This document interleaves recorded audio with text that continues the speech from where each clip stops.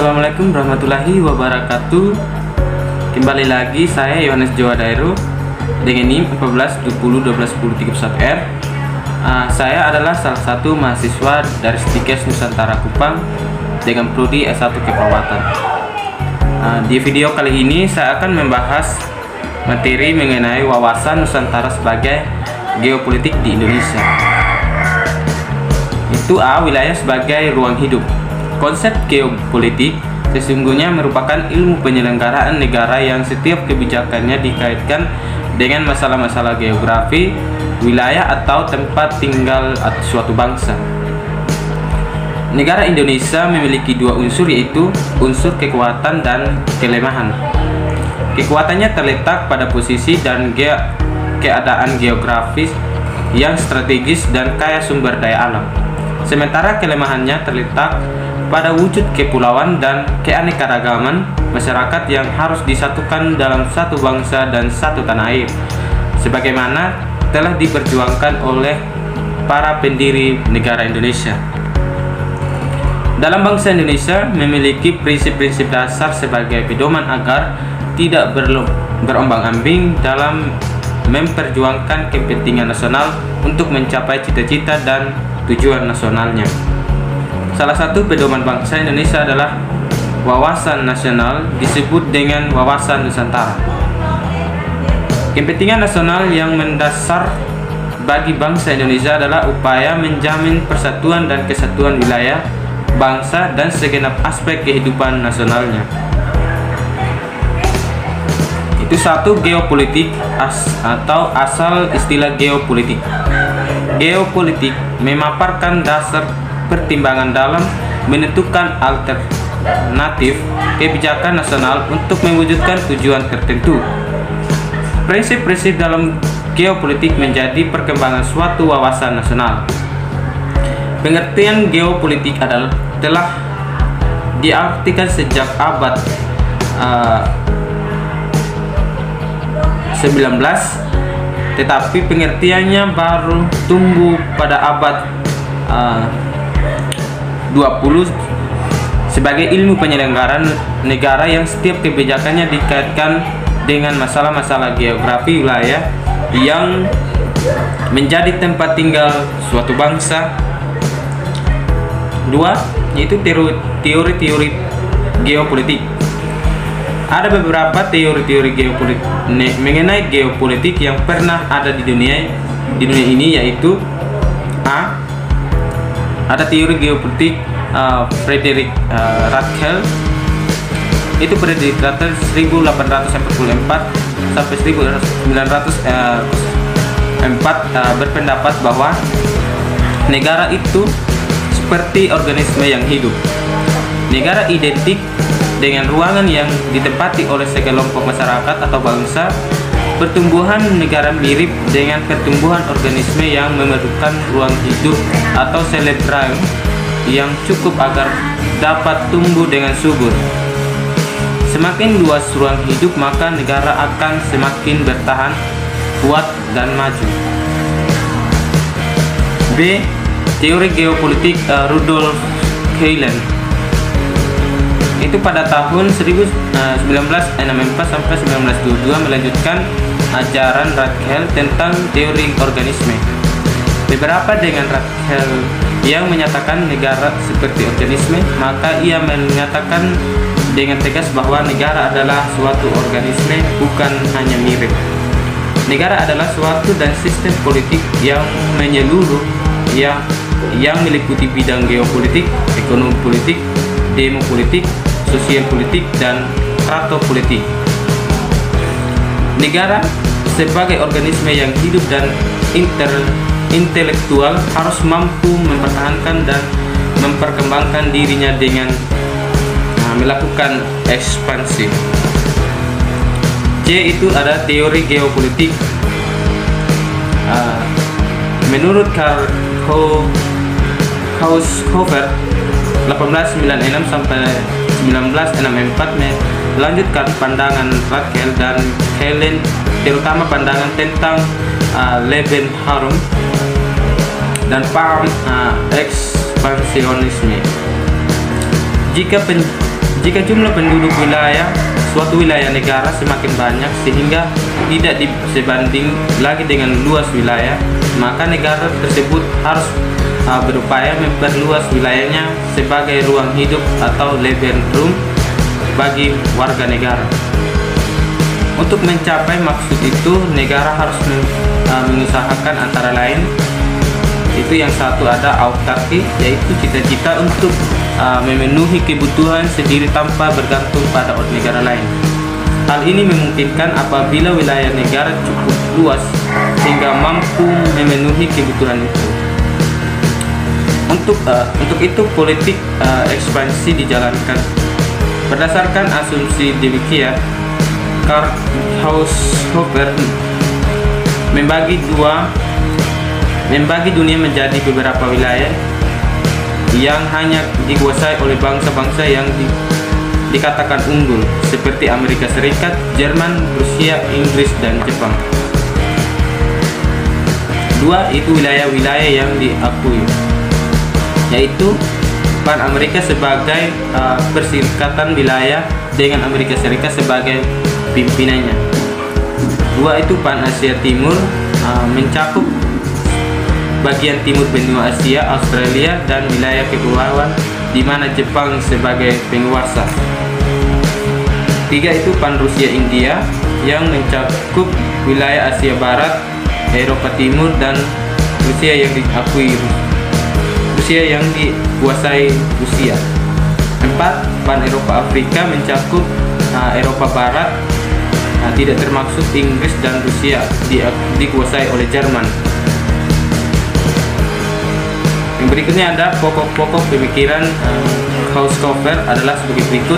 Itu yang pertama, suatu bangsa dalam mempertahankan kelangsungan hidupnya tidak terlepas dari hukum alam. Hanya bangsa yang unggul atau berkualitas saja yang dapat bertahan hidup dan terus berkembang, sehingga hal ini menjurus ke realisme. Itu dua, ada kekuatan imperium atau daratan yang dikompak dan akan dapat mengejar kekuasaan imperium maritime untuk menguasai pengawasan di lautan. Tiga, itu beberapa negara besar di dunia akan timbul dan akan menguasai Eropa, Afrika, dan Asia Barat, yakni Jerman dan Italia. Yang keempat, itu geopolitik dirumuskan sebagai pembatas ruang hidup bangsa dengan kekuasaan ekonomi yang sosial yang rahasia, mengharuskan pembagian baru kekayaan alam dunia. Itu tiga, paham geopolitik bangsa Indonesia. Negara-negara di dunia penting bagi kita untuk mengetahui dan memahami sejarah dan konsep geopolitik yang dianut oleh bangsa kita sendiri, yaitu bangsa Indonesia. Geopolitik diartikan sebagai sistem politik atau peraturan-peraturan dalam wujud kebijakan dan strategi nasional yang didorong oleh aspirasi nasional geografi. Itu kepentingan yang titik beratnya terletak pada ketinggalan geografi, wilayah atau teritorial dalam arti luas. Suatu negara yang apabila dilaksanakan dan berhasil akan mendampak langsung pada sistem politik suatu negara. Itu B, ada wawasan Nusantara. Ini penerapan geopolitik Indonesia. Konsep wawasan Nusantara adalah karakteristik wilayah Nusantara sebagai suatu wilayah negara yang berasaskan negara kepulauan. Yaitu wawasan Nusantara sebagai Pancasila, falsafah Pancasila dan Undang-Undang Dasar 1945 yang merupakan fondasi kehidupan bermasyarakatan, berbangsa dan bernegara. Kesatuan Republik Indonesia memberikan kaedah nilai moral dan etika serta tuntutan sikap bangsa Indonesia yang harus mengedepankan persatuan dan kesatuan bangsa di segala aspek kehidupan nasional sebagai visi bangsa yang harus dijunjung tinggi dan ditaati bersama.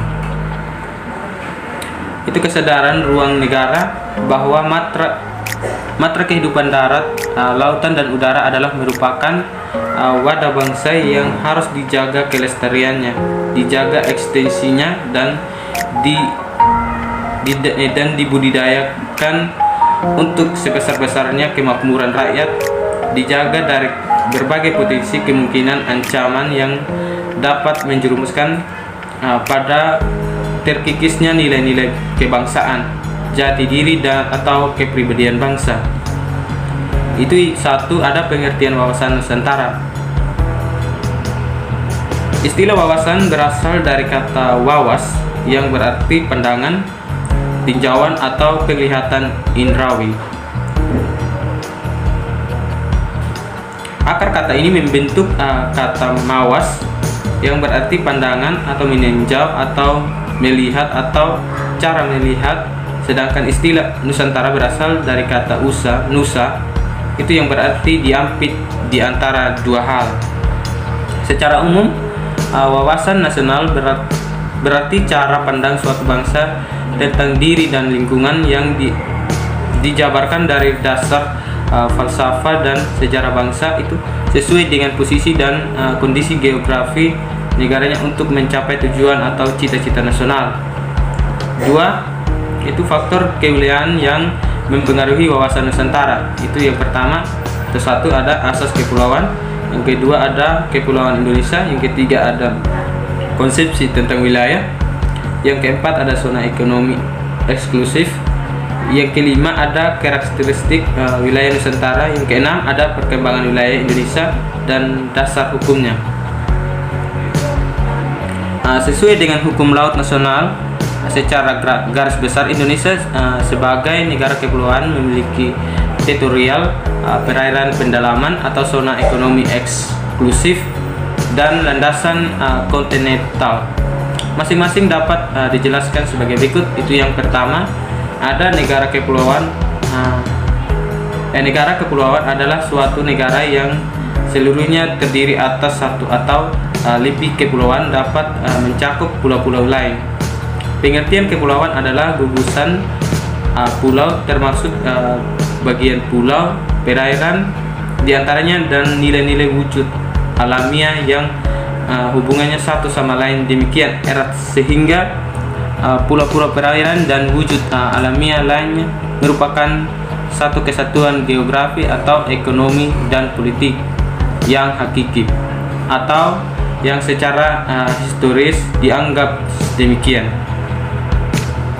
Itu dua, ada lautan teritorial adalah salah satu wilayah laut yang lebarnya tidak melebihi 12 mil laut diukur dari garis pangkal. Ketiga, sedangkan garis pangkal adalah garis air surut terendah sepanjang pantai seperti yang terlihat pada peta laut skala besar yang merupakan garis yang menghubungkan titik-titik terluar dari dua pulau dengan batas-batasan tertentu sesuai konvensi ini. Itu empat, ada perairan kedalaman adalah wilayah sebelah dalam daratan atau sebelah dalam dari garis pangkal.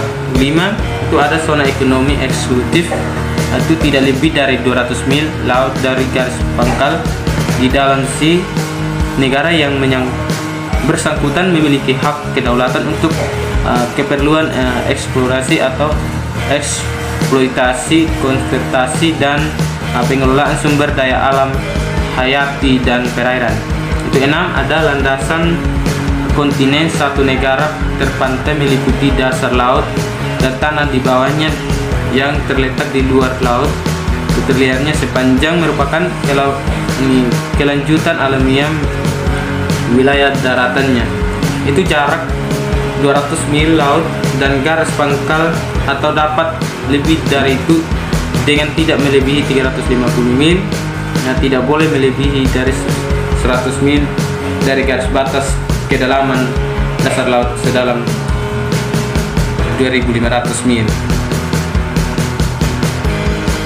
Dari deklarasi Juanda 13 Desember 1957 sampai dengan 17 Februari 1969. Pada tanggal 13 Desember 1957 dikeluarkan deklarasi Juanda yang dinyatakan sebagai pengganti ordonansi tahun 1939 dengan tujuan sebagai berikut. Itu yang pertama ada perwujudan bentuk wilayah negara Persatuan Republik Indonesia yang utuh dan bulat.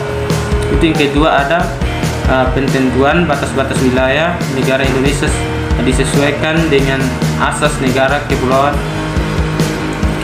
Itu yang ketiga ada peraturan lalu lintas damai pelayaran yang memiliki menjamin kesehatan dan keamanan negara Indonesia. 5. Dari 17 Februari 1969 itu deklarasi lantas kontinen itu sampai sekarang deklarasi tentang landas kontinen negara Republik Indonesia merupakan konsep politik yang berdasarkan konsep wilayah. Deklarasi ini dipanjangkan pula sebagai upaya untuk mengesahkan wawasan. Berikutnya adalah asas pokok yang termuat di dalam deklarasi tentang landas kontinen sebagai berikut. Yang pertama ada segala sumber kekayaan alam yang terdapat dalam landasan kontinen Indonesia adalah milik eksklusif negara Republik Indonesia. Yang kedua itu ada pemerintahan Indonesia bersedia menyelesaikan soal garis batas landas kontinen dengan negara-negara tetangga melalui perundingan. Yang ketiga ada jika tidak ada garis batas maka landas kontinen adalah suatu garis yang tarik di tengah-tengah antara pulau terluar Indonesia dengan wilayah terluar negara tetangga. Yang keempat ada klaim itu tidak mempengaruhi sifat serta status dari perairan di atas landasan kontinen Indonesia maupun udara di atasnya. 3. Ada wilayah Indonesia. Wilayah identifikasikan sebagai ruang yang merupakan kesatuan geografis beserta segenap unsur terkait padanya yang batas dan sistemnya ditentukan berdasarkan pada aspek administratif dan aspek sosialnya atau peraturan pemerintah nomor 10 tahun 2000 tentang tingkat ketelitian peta untuk penataan ruang wilayah Presiden Republik Indonesia. Itu yang keempat ada batas wilayah Negara Kesatuan Republik Indonesia. Berdasarkan Undang-Undang Nomor 6 Tahun 1996 tentang perairan Indonesia, negara Indonesia merupakan negara kepulauan. Dalam negara kepulauan diterima asas bahwa segala perairan di sekitar, di antara dan yang diterima asas bahwa berhubungan pulau-pulau atau bagian pulau-pulau yang termasuk daratan negara Republik Indonesia yang tidak memperhitungkan luas atau lebarnya merupakan bagian integral dari wilayah daratan negara Republik Indonesia sehingga merupakan bagian dari perairan Indonesia yang berada di bawah kedaulatan Republik Indonesia. Itu yang pertama ada wilayah daratan adalah daerah di permukaan bumi dan batas-batas tertentu dan di dalam tanah permukaan bumi. Yang kedua ada wilayah perairan. Indonesia meliputi lautan teritorial Indonesia, perairan kepulauan dan perairan pendalaman. Yang ketiga itu wilayah udara adalah wilayah yang berada di atas wilayah daratan dan lautan atau perairan daerah itu. C itu ada unsur-unsur dasar wawasan Nusantara. Untuk lebih mudah peserta belajar dalam mengidentifikasikan pokok-pokok pikiran yang penting mengenai wawasan Nusantara, maka dapat dikategorisasikan dalam 3 unsur penting wawasan Nusantara, yaitu unsur wadah, unsur isi dan tata laku. Itu yang pertama ada wadah. Itu wawasan Nusantara sebagai wadah meliputi 3 komponen, yaitu ada wujud wilayah, yaitu batas ruang lingkup wilayah Nusantara ditentukan oleh lautan yang di dalamnya terdapat gugusan ribuan pulau yang saling dihubungkan oleh dalamnya perairan. Baik laut manapun serta di atasnya merupakan satu kesatuan ruang wilayah. Itu kedua ada tata inti atau organisasi. Itu bagian Indonesia. Tata inti organisasi negara didasarkan pada Undang-Undang Dasar 1945 yang menyangkut bentuk dan kedaulatan negara, kekuasaan pemerintah, sistem perwakilan. Negara Indonesia adalah negara kesatuan yang terbentuk republik. Kedaulatan berada di tangan rakyat dan dilaksanakan menurut undang-undang. Yang ketiga itu ada tata lengkap organisasi. Tata perlengkapan organisasi adalah kesadaran politik dan kesadaran bernegara yang harus dimiliki oleh seluruh rakyat yang mencakup partai politik, golongan dan organisasi masyarakat dan kalangan pers serta seluruh aparatur negara.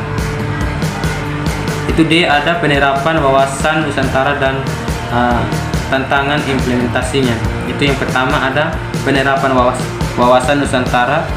Itu ada penerapan wawasan Nusantara dalam pembangunan negara di berbagai bidang tampak pada berbagai proyek bangunan, sarana dan prasarana komunikasi dan transportasi. Itu yang kedua ada penerapan di bidang sosial budaya terlihat pada kebijakan untuk menjadikan bangsa Indonesia yang Bhinneka Tunggal Ika tetap merasa sebangsa dan setanah air, senasib dan sepenanggungan dengan asas Pancasila. Yang ketiga ada penerapan wawasan Nusantara di bidang pertahanan keamanan terlihat pada kesiapan dan kewaspadaan seluruh rakyat melalui sistem pertahanan keamanan rakyat semesta untuk menghadapi berbagai ancaman bangsa dan negara. Yang kedua ada tantangan implementasi wawasan Nusantara dalam era globalisasi. 6 konsepsi yang menjadi elemen wawasan nasional Indonesia yaitu persatuan dan kesatuan Bhinneka Tunggal Ika, kebangsaan, negara kepulauan dan geopolitik. Pada dasarnya dapat dipandang dari dua dimensi pemikiran, yaitu dimensi kewilayahan dengan segenap isi di dalamnya, atau yang disebut realita dan dimensi kehidupan bermasyarakat, berbangsa dan bernegara, atau yang disebut sebagai fenomena. Sekian video dari saya, dan jika ada kesalahan mohon maaf. Assalamualaikum warahmatullahi wabarakatuh.